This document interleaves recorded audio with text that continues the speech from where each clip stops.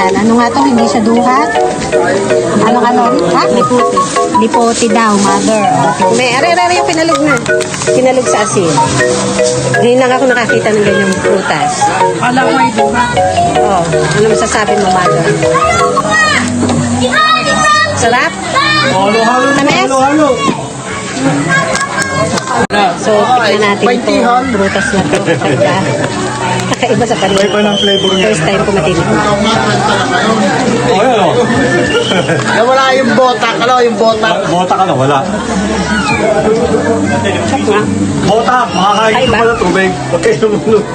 Kakaiba siya. May Very sino pa rin daw, nilalagay very. sa ilalim. Marami. Sura niya maliliit na duhat. Pero hindi siya duhat. Ah, sarap. Nakatingin doon sa mga natateng. Baka may asoy, oh. May asoy. Galit na yun sa aso. Yung sarili pang electric fan. Kung wala lang ito siguro. Sarap. Ito natin natin. Papadala. Ikaw, 5-5. Ikaw,